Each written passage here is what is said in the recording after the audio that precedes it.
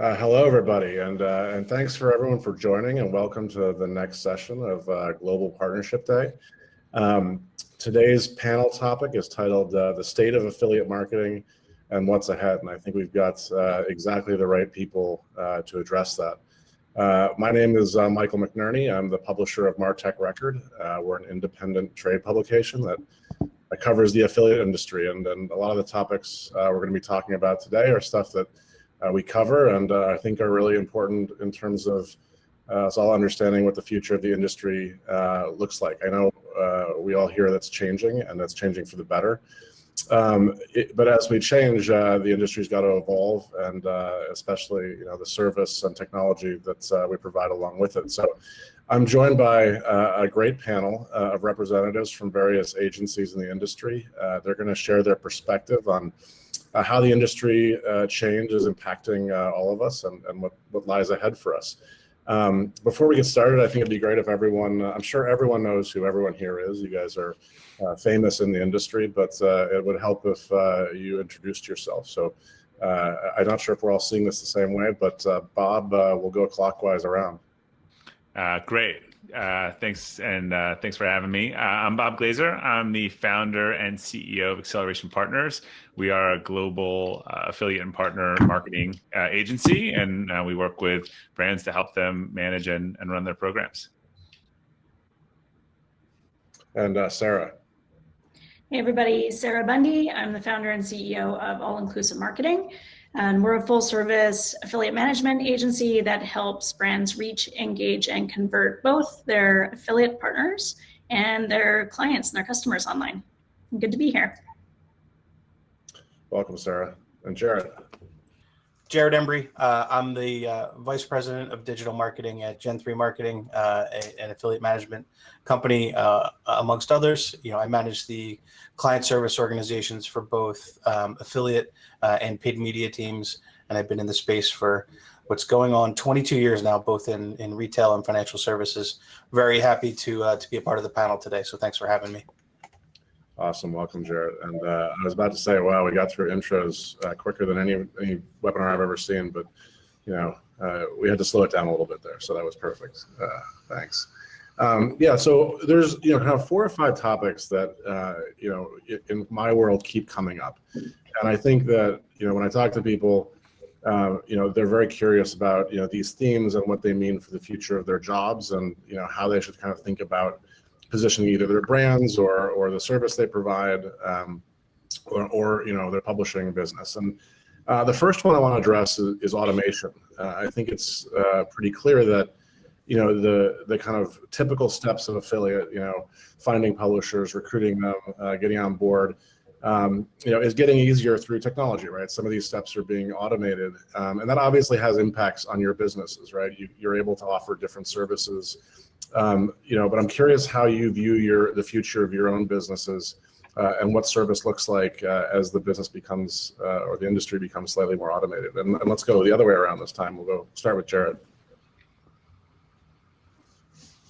Yeah, I think that from our perspective at Gen3, we're utilizing automation more so outside of the affiliate space than I'm even using it in the affiliate space, at this point.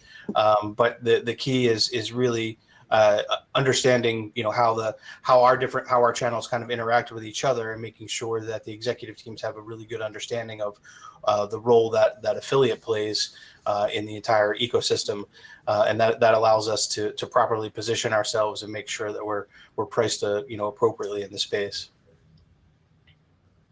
And Sarah, how does your service start to change as the typical steps in affiliate become automated?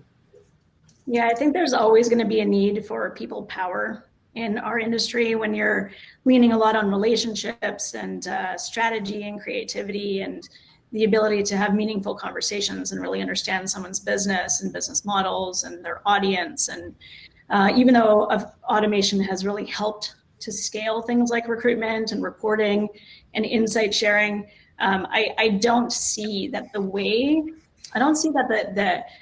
the tasks that are required to be done can be entirely automated. I think that we're always going to have some mind and some brains and some collaboration and the continued relationship to be able to do what we do. But certainly there are areas that automation can benefit in regards to efficiencies and scale. And I think that it's going to be this really nice married blend of people and talent and expertise and relationships mixed with the technology and the automation that's becoming more available in the space today. Do you, to follow that up, are you able to focus more on things that are higher value? And to kind of piggyback on a Jarrett comment, does that mean that you're allowed or able to work across channels any easier? So for us, yes, because there's going to be a lot more transparency and data points that are going to support how we go to market and how we engage certain different types of partners and what kind of campaigns we push out and how those campaigns actually align with some of the other marketing channels that are out there in this space. So from an availability of data and an availability of transparency and perspective, especially when you're looking at something from an integrated approach, that does change the way that we think about partnerships and the value that affiliate marketing actually adds, or partnership marketing adds, to the overall marketing funnel, to the overall cost of acquisition. And so yes, it changes the way we think about it, and it changes the way that we perceive ROI or perceive different KPIs and perceive the value of the channel at different stages. But the tasks themselves are going to be pretty similar. Just really, how do you leverage that tech mixed with the automation, mixed with the now integrated approach that people are moving into in order to do a better job of scaling in the right way. Yeah. Are you, and this touches on a future theme we're going to talk about, but are you seeing, are you being asked to marry KPIs across channels? Saying like this KPI has to meet a similar KPI in a different channel more often than before? It depends on the channel and it depends on the affiliate type. I think what we're trying to figure out is where is there incrementality in our space, right? And where is that value in that space? So if access to data and transparency and KPIs is allowing us to better understand where affiliate fits into the overall marketing mix, at what stage in the funnel or in a transaction different affiliates are fitting in, then it's allowing us to make better decisions and tie those KPIs more closely together. But it's also allowing us to actually not have as much overlap. Yeah. So it is related, it is complementary, but it's not redundant, for lack of a better term, because there's different types of purpose of different types of partnerships that may tie into other channels or not. Great. And Bob, how has your service changed over the last few years, and how do you envisioning your business and what you provide continuing to change? Yeah, I was gonna say I'll split the baby a little bit. I agree with Sarah that what's different and special about our industry is the human element. I think if you think about where programmatic and stuff got into trouble in the last couple of years, it was, hey, some ad that the computer generated is running on some site that got resurfaced that no one will take responsibility or accountability for, and that's where that got in trouble. At the same time, our industry has been way too manual, right? I think the people in the relationship part, but we've got people crunching pivot tables, going through data, looking for trends. And I think there's been an underinvestment. So we're making a pretty big bet in an enabled technology platform to help us manage accounts better. By next year, there'll be a Slack bot that hits up our account managers and says, hey, you should check out X pattern that's going on in your account. Like this is concerning, or this is an opportunity, or there's a publisher who's an opportunity here. Like really crunching a lot of data. We don't. It's not going to eliminate any jobs, but it is going to, as you said, it's going to make those jobs much more strategic, much more high level. I think the whole industry has just dramatically forever missed out on the concept of CRM, right? From the networks. Like you're managing hundreds of thousands of relationships, right? You need a way to do that in real time. And like a salesperson would, like, where's my funnel? Who's my top 5%? Who needs a follow-up? No one's ever given account managers technology to do that effectively. So we're betting a lot on enabling technology as part of our value proposition. Can you drill down a little bit on what you mean by CRM, on managing it like CRM? Yeah, like you can't look, let's say you have 1,000 partners in the program. I can obviously see if my top 4 fell off for the day, but what if number 500 is gone from $50 to 100 to 200 to 300? Like I'm missing a trend, for data to sort of surface that, or to say hey, look at I think about it in the world of we're using like stock portfolio sort of, like, who are your risers, who are your fallers, what's the 30-day moving average, what the last time that we gave this partner a boost in a paid placement, did we see any uplift, did we not see any uplift? This is all the stuff that's stuck in spreadsheets and stuff that I think could be just a lot smarter in the industry. Yeah. I always think about it like rebalancing my portfolio, Right. which I never do because it's hard, and it shouldn't be. So, well, also imagine like a life cycle CRM. So, hey, every time someone hits X threshold, in 500 in sales, like this goes out to them. But the ask might be to have a phone call and check in and see what's going on. Yeah, and that's where that higher value service comes in. And this leads into this next theme very well, actually. It's kind of new partner types. The affiliate model is increasingly being applied to new media models.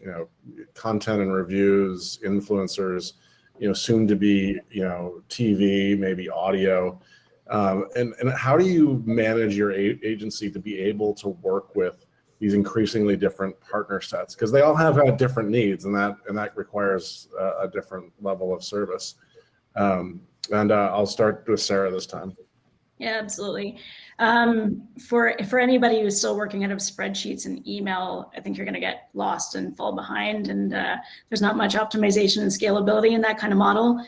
So to actually piggyback off of Bob's point on CRMs, I think companies need to be able to leverage a really good CRM system. There's Salesforce out there, there's HubSpot out there, there's a lot of different solutions. So I think being able to lean on that technology to then also categorize these different types of partners, whether you're doing tagging and grouping infrastructures, and then pulling reporting and doing segmentation based on those groups. It actually helps with your reporting as well, because you can see how many net new partners come in by category by easily just kind of pulling a report if you're doing your tagging and grouping infrastructures properly. And the rate of that growth of different types of partners, the performance of those different types of partners, and it really helps with diversifying your affiliate portfolio and understanding where those potentials really are. And if you're trying to manually do that in an email or in a spreadsheet, you're not going to get the same kind of insight that you need in order to actually make smart decisions around where is the opportunity, where's the fastest growth channel, who are the best partner opportunities that are coming into the space, where are the fastest growth markets in the space. So you have to be able to lean on that tech, and I think a CRM is probably the best place to start with that. Jarrett, is it different skill sets you need to manage different media types? Well, it very much is, from the standpoint that you have to understand how, well, from our perspective, from the agency perspective, it's kind of how to speak to your clients about it in one form, because frankly, when we talked about it a little bit earlier, but the KPIs are slightly different than what you should be focusing on when you're dealing with more upper funnel tactics and the content publishers and the subscription models alike. But I think that in line with that, yes, how you recruit, where you're identifying them, how you're logging them, and frankly, from our perspective, how you're sharing those wins are all super important, and they're very different. It's tough to say because they're very different in that the way you go about identifying, mining, and finding these new opportunities is a little bit different than what we've done in the past. But at the same time, it's still very traditional affiliate marketing tactics. Have you found hiring is different in training? Like, do you have to hire different types of people, train them differently, or is there a model that you can apply no matter what? Yeah, I would say that from our perspective, we haven't really necessarily shifted how we're, kind of how we're hiring based off of that.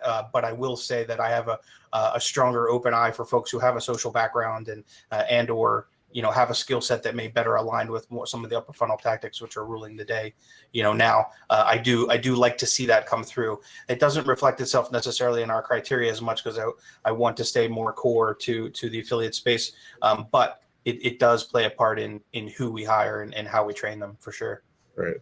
And Bob, what about you guys? I mean, is the kind of proliferation of media types impacting your who you hire, the employees, and how you manage the business? Actually, like 100%. And taking it back to something, this whole like affiliate versus partner, I think one of the things that we look at is that like affiliate was kind of this tactic that got thrown in with paid search and SEO and SEM. And I think everyone on this call would agree, like, people hire the AOR firms that don't have a lot of experience sort of doing it. I think the biggest thing that we've seen is this new partner channel, which includes all of these things. It's not a tactic, it's a channel that has multiple tactics. Whether it's the affiliate piece or the B2B or the mass media, the brand to brand influencer, these are different skill sets. They're different recruiting skills. So we are developing products and services in each of the area. I think we're looking at M&A in these areas. We're looking at what are all the things that people want coverage of in the new partnership world, and we definitely see different skill sets. Managing influencers is very different than managing loyalty partners. Going after B2B channel partnerships, really different. Even within partner development or publisher development, I think there's like relationship management with the big ones, and then there's kind of a sales function, which is like go find new ones and knock on doors, and that's a very different skill set. So one of the things is defining those new job roles and what the skills need to look like. But our strategy is to really have a like multi-product service offering for clients who want to kind of go what I'd say is the full partner marketing spectrum. Yeah. So I don't know if this is just an observation or a question, but if there's a follow-up from somebody, there's this interesting kind of dynamic that you've all described together, which is on one hand, the industry is colliding with your search and social and all that, right, with the KPIs. On the other hand, it's evolving into a separate channel that is about relationship management and partner management that have very different skills than those kind of programmatic and search thing. And I don't, as you were talking about, I was trying to figure out what my question was out of that. I don't know if I have one, but if anyone has any thoughts. Well, I'll say just look, the industry doesn't have talent. There's not like you can't go to a Google or a Facebook, so you got to figure out the qualities. And I'm sure Jared and Sarah would agree with this, but like publisher development, you should almost get people out of sales or business development. Like getting new publishers is how do you knock on doors and get people in? I don't see a lot of people staffing it that way, but none of us can go to this well where there's this like plethora, we have to figure out the skill sets and find these people where they are, because the industry doesn't have a certification or a training or something where if you go get a Google Platinum person, you know what you're getting with Google Platinum certification or whatever the equivalent is. Well, good product ideas for Martech Record. I appreciate it. And again, this is kind of a good segue here. But one of the big themes that we hear about a lot is budget consolidation, right? So now we're going back to talking about all of the search, programmatic, all these budgets are kind of being pushed under kind of one digital budget in a way that kind of hasn't happened before. And digital kind of fractured once consolidated brand budgets into these silos, right? And there's some indication that these budgets are starting to consolidate again. How should affiliate managers who are watching this think about working with other channels, ensuring that affiliate kind of maintains its position and kind of grows its spend? Bob, we'll start with you. Yeah, I have a strong opinion on this, and that is that partners shouldn't have a budget. It should have an ROI framework. You should sit down with finance. You should explain how the channel works. You should have quality metrics, and you should say every company. And I'm sure Jared and Sarah have seen this pain where they set an arbitrary budget, or they did in Q1 of 2020. They weren't expecting a pandemic. Online sales tripled, and then people said, we're just out of budget. Like shut it down, or set people to zero. Like just totally frustrating. So this is just a huge lack of education, of just sitting down with finance, not having a fixed budget, but getting to a place of understanding how to predict, how to have ROI discussion, quality metrics, check in. Because if you create a fixed budget for this channel, you're just going to be wrong. And you're going to, this whole like, oh, we got to borrow it or we're going to lose it. Like that makes sense for a channel where you spend the money and then get your metrics later. But to me, like a manager of a program these days needs to like have a budget to literally sit down with finance for lunch every month and reiterate this and explain this and try to get the channel looked at in a different way. Because what happens is they get $100,000 and it's working and it's doing so well and everyone loves the ROI, and then someone says, oh, out of money. I mean, that doesn't make any sense. That's interesting. One of the best pieces of advice I got as a very junior person was get to know your head of finance early, and learn from them, because they're going to be making a lot of decisions that impact you. But that's a good piece of advice. Sarah, have you seen something similar where, if you just gotten to know the finance guy before, you would have been able to kind of manage some of these issues up front? Yeah, absolutely. And it kind of ties into making sure that you have buy-in from the entire C-suite, actually overall, not just from the finance team. I think the more executive team support and understanding that's there will really just help enhance the longevity and the smart business decision-making for an affiliate marketing program and a partnership marketing program. I agree with Bob that the last thing you should do is put a cap on the ability to scale what is an efficient channel for growth, unless for some reason you don't like growth and you want to stop growing and you hate partnerships and you don't want to pay your partners. I mean, it doesn't make sense to actually prevent someone from wanting to promote you and be successful at it. So I agree. I think having that valuable relationship in the C-suite and the finance team is great.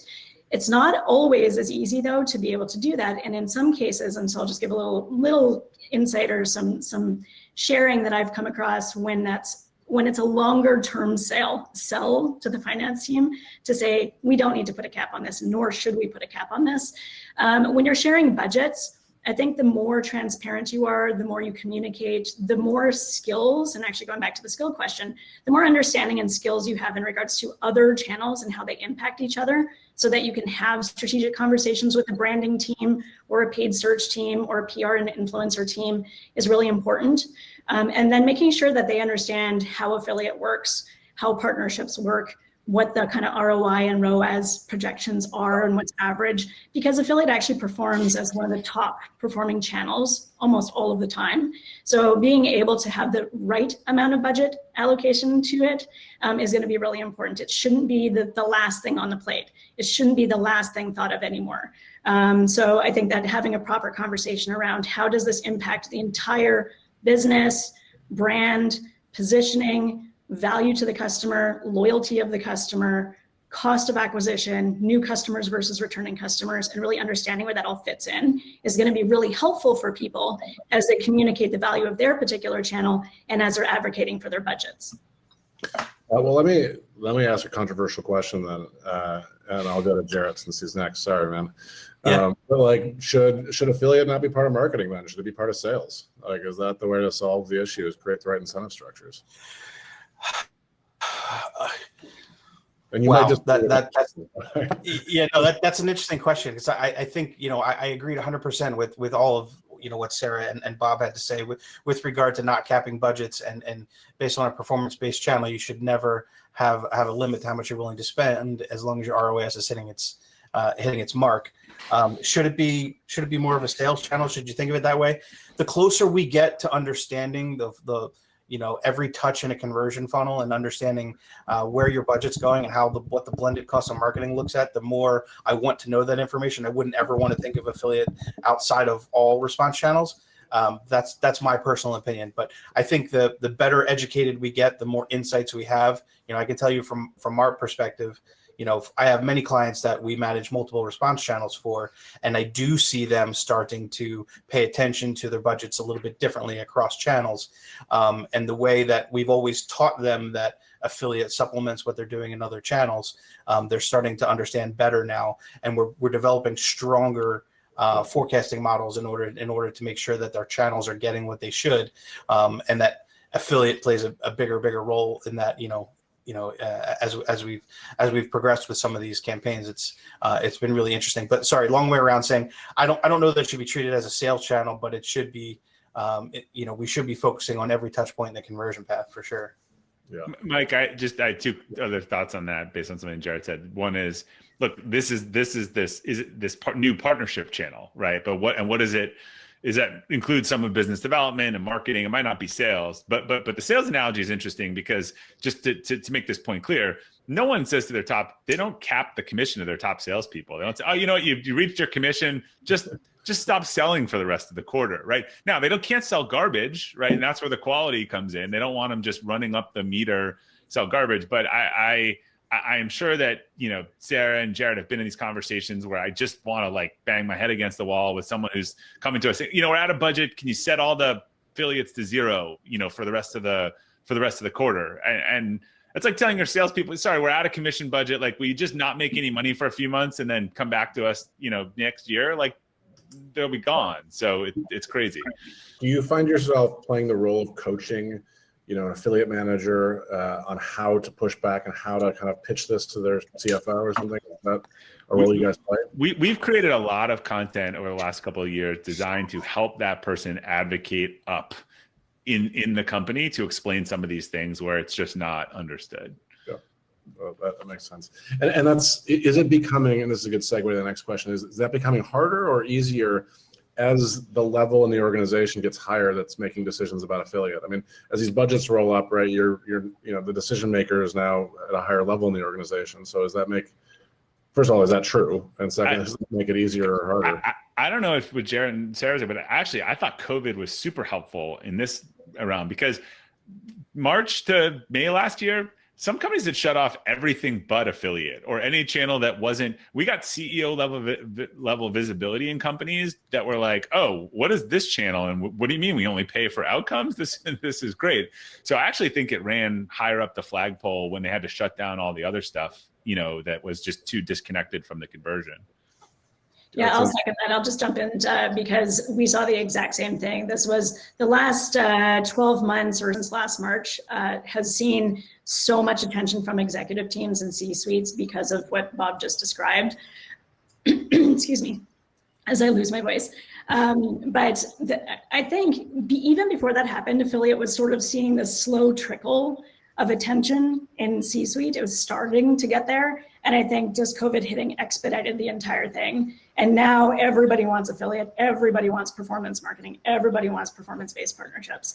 And if you're not in that space right now, you're falling behind and you're paying astronomical fees, because the only way that you can compete in this space, if you're not engaged in things like content and partnerships and expanded new reach opportunities, is by competing in Facebook, Google, and paid search channels, which are obviously going to continue to increase in cost and become more competitive in the space. So I think it's really important right now that the C-suite does pay attention to this, because more companies are getting into it, more players are starting to come into the space, and the types of partnerships that brands are going to want to engage with in order to reach their audiences and engage with them and help them move their way through the conversion path to drive their bottom line, and actually top and bottom line, is going to be more and more important. So we have seen a lot of attention from the C-suite and the executive teams as of late, and it's been actually really wonderful to see, and I don't see that slowing down at all.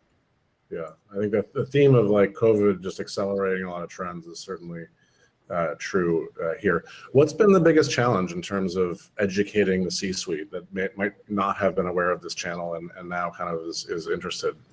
Jared?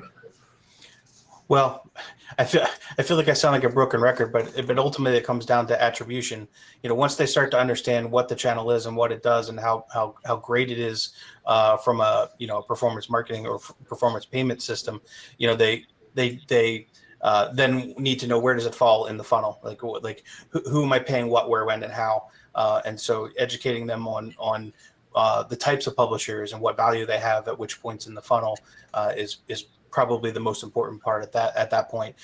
Educating them on how we pay them differently based on the value they represent to the brand. Great. And anyone else with any particular challenges of educating up the funnel in the organization? It's funny. Every time we do a webinar, we do something with clients, we get on, we sort of explain stuff. They get it, and they're like, "Oh, wow, we're not doing any of this stuff." But it's not super scalable, right? It's not making. This is why we tried to write content and help educate. If you have these discussions one-on-one, these education discussions, they really break through. But there's not any magic paragraph that makes people understand this. So I think we just need to keep having these conversations, more education, more high level, involvement. And it's kind of a ground war, unfortunately. It feels like the driver of just e-commerce growth, which again, this is something else been accelerated by COVID, just helps elevate the conversation up in an organization. Yeah, but Sarah made a point that we shouldn't overlook too. look, like Facebook's earnings were up 42%. They're up 42% because their cost of an ad is up 30%, in the last quarter. So everyone in the world is putting most of their budgets into an auction format in an inflationary environment. Like, you're going to wake up one day and your most important channels are not going to be ROI positive, and you can just be outbid. And what we're talking about in this channel requires more like business development, setting it up, doing the hard work, creating a sustainable advantage. So I think that's the education. Like, I did a webinar with the head of 3Q Digital, one of the biggest PPC firms, yesterday. He was saying, like, look, you can't out optimize people anymore. Like, it's just, that's coming to an end. And they have some pretty cool tools and stuff to use. So, what has worked in the past, I just going to think is going to stop working pretty soon for brands. Yeah, and the kind of arbitrage opportunities are kind of gone. You can't come up with like a cute Instagram product and just position it correctly. Yeah.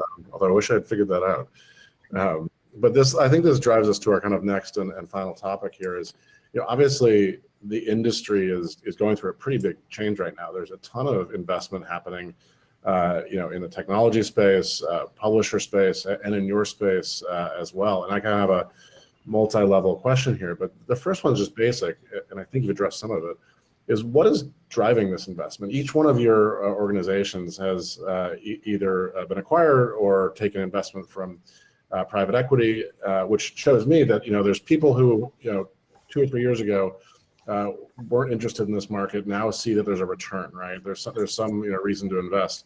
What are like the core drivers of that, do you guys think? And we can start with Sarah. Sure. I think that the industry that we're in is just going to continue to grow and flourish and thrive and go more global and go more local. And as more agencies and brands enter the space and as more publishers enter the space, it's going to just continue to be more of a mainstream focus and mainstream topic. And frankly, back to the former commentary, brands are going to need to expand into it if they're going to be competitive and continue to lead in the space. I believe very strongly that brands are going to need to diversify, and affiliate and partnership marketing is a wonderful, low-cost, low-risk way to diversify some of that risk and maximize that reach. So I think that a lot of companies are starting to realize, this is something that we need. It's not going to go away. It's going to continue to improve, and it's going to continue to grow, and it's going to continue to provide value. And so people are looking to invest more dollars into it. They realize it's a lower cost consumer acquisition strategy or channel than some of the other paid channels we talked about, Google and Facebook. So companies and executive suites, especially finance guys, CEOs, they need to find more economical ways to scale their companies and compete in the market for market share and gain leadership positions. And I believe strongly that affiliate marketing is a way to do that, and partnership marketing is a way to do that. So the demand that's out there right now is going to continue to expedite, but to Bob's point earlier, supply is very limited. Like, the talent pool is very small. And so I think that companies are desperately looking for that talent. They're desperately looking for the skill sets that they need and the existing relationships and the efficient systems that might be out there in the space, and combining that strategy and best practices that people have. The demand is just extremely high right now. So I think, there's this pool that's there right now of people who are kind of vets in the space and people who've been in, Jarrett's been in the space for 22, 23 years. It's awesome. Bob, longer than me. I think I've been in the space for 17 years. Too long. So we've got a good group of core people who've sort of helped establish some of these trends and best practices and a foundation, but it's going to be a little bit of a tidal wave influx over the next few years, in my opinion, of people coming into the space. And we're going to need to bring people into the space. We're going to need to bring talent and train them up, because there's just not enough to service the demand that's out there and the growth that's coming in the future. So that's what I think is stemming a lot of that kind of consolidation and the mergers and acquisitions and investments into firms like ours right now. Yeah, I mean, you distilled that well into just supply and demand, right? And I think that's Mark Cuban's been saying this a lot, and supply and demand is undefeated in relation to cryptocurrency, and I think it's a good quote. Bob, what about you in terms of the drivers? You guys take on a bunch of a big investment from top tier firm recently. What's driving that interest? Yeah, I mean, same thing that Sarah said. I think, kind of 3 years ago when I was writing the performance partnership book, I sort of predicted this wave because when you think about the industry, right, the networks kind of consolidated early on, then the publishers consolidated. It's really becoming a big channel. It's, 10, 20% of e-commerce, and you have really fractured a lot of smaller independent firms that do it. And so when we think about a global servicing offering, a multi-million-dollar tech platform, like, these are not things that you can afford or do with 20 accounts and 20 people. So I think, the industry is seeing that scale counts. And, Jared and Gen 3 folks, partnered up a couple of years ago. They followed that strategy. So I think to make it a real channel to enterprise clients, you're going to, there's a scale and a cost structure that's just going to require, bigger firms. And so I think when an industry starts rolling, as my friend once said, when it starts rolling, you can either, be the roller, roll in, or get rolled. And so I think people are making those decisions across the industry. Yeah. So it sounds like one kind of the driver of other channels being pretty expensive, and this kind of being very competitive in cost of acquisition, as well as just the need for scale. Jared, Gen 3 was kind of the first to make a move here in terms of consolidating. Is what you saw a couple of years ago when this happened starting to play out? Is are these the trends you saw then, or is it something else? Yeah, I mean, I think from our perspective, Bob hit it on the head there, but I think from our perspective, on the M&A front, we're, the acquisitions of OPM and AM.com and Optimus, put us in a position to expand our, geographical reach and, and better serve some B2B markets and allowed us to, combine strengths of a few different organizations that, frankly, we're all very similar, but that had enough nuances to help us get stronger as an overall organization. So with a larger footprint and a larger group, that we've worked with, for a few years now, we find ourselves in a position where we can compete for some obviously bigger retailers in the space and bigger merchants in the space. And I feel like, that's going to just continue. We've seen a lot of success with it thus far, and we expect more. Great. And so I'm going to put you guys on the spot now. We have about 5 minutes left. And I know you can't, answer all of these questions about, your futures, but, and not to sell Martech record too hard here, but we had a webinar a month ago where, a bunch of investors said, we asked them a question, where are we in this transformation? And emphatically, all three of them said, we are in the top of the first inning. We're not, I think a lot of people were thinking, oh, we're in the fifth, there's a relief pitcher warming up, we're starting to change. And these guys were like, no, it's inning one and it's the top of the first. So if that's the case, what's next, right? Like, where is, and without asking you what you're going to do with your specific business, where do you see the role of service in this industry going? What does the third or fourth inning look like, Bob? Yeah, look, I think we've been pretty open about sort of our roadmap and where we're going in the strategy. I think we see partnership as a channel. We see a lot of tactics that people are going to look for different expertise across those channels. We see businesses just going global faster than ever. The software platforms, the SaaS platforms have really come. You got Impact and Partnerize doing a ton of acquisitions. I think one or both of those will be public in the next couple of years, and we'll have like a anchor public company in this industry.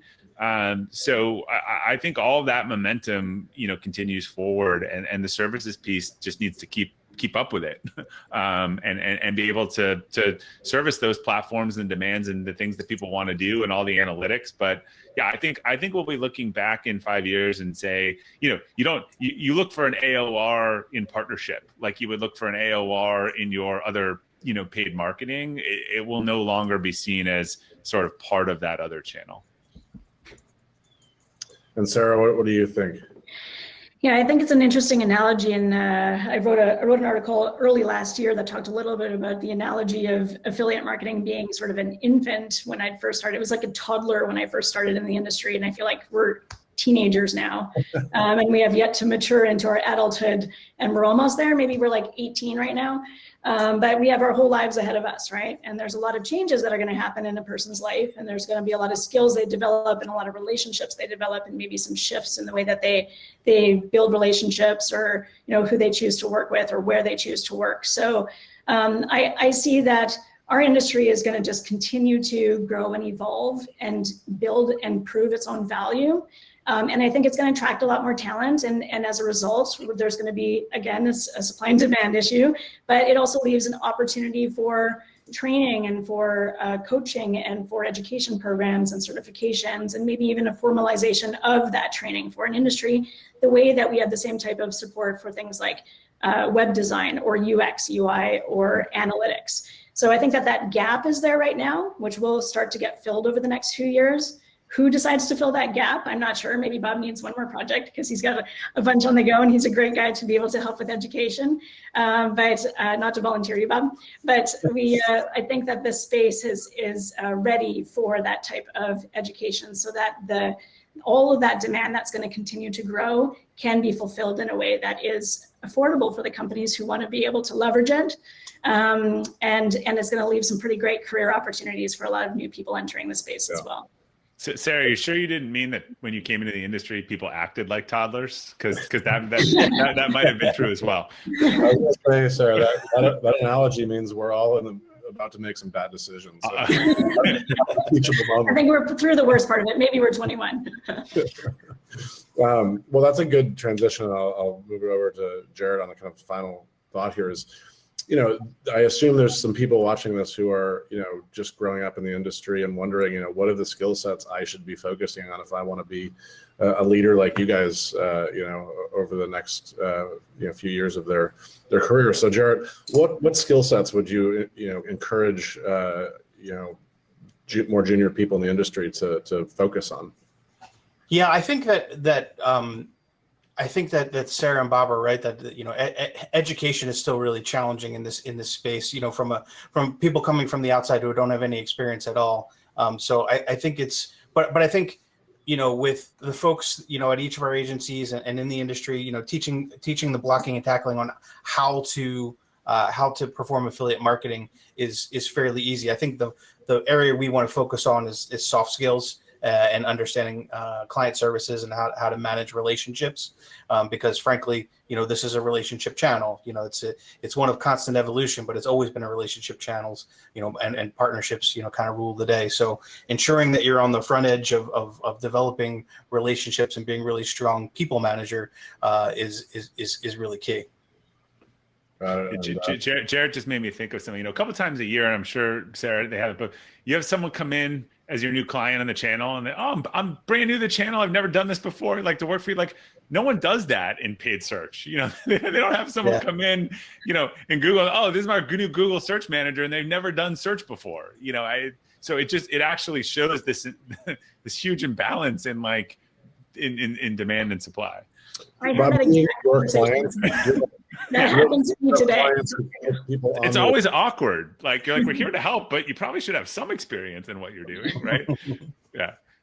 So that, just to clarify what you mean, every so often your client will put someone on the account who's never worked in the channel before.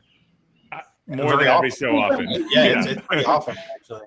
Wow. They have nowhere to go. They have no, right. They have, and look, this is why we all work with in-house teams, but this is why our model all exists. Like, they can't even find anyone with experience, and then there's keeping them if they have experience. But I mean, in what channel would you hire someone, take someone on display and then make them the head of your, Facebook ad or your PPC? No, but this is what happens daily in our channel.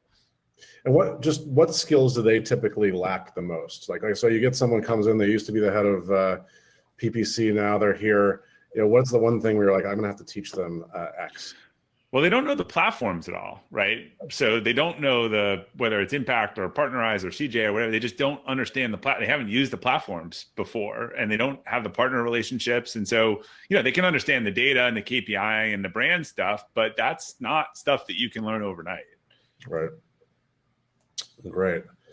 Well, listen, guys, I really appreciate this. This has been a great discussion. I really appreciate Partnerize asking me to moderate this. It was great to reconnect with everyone here, and a fun discussion that we all have so much. Thanks everyone out there for watching.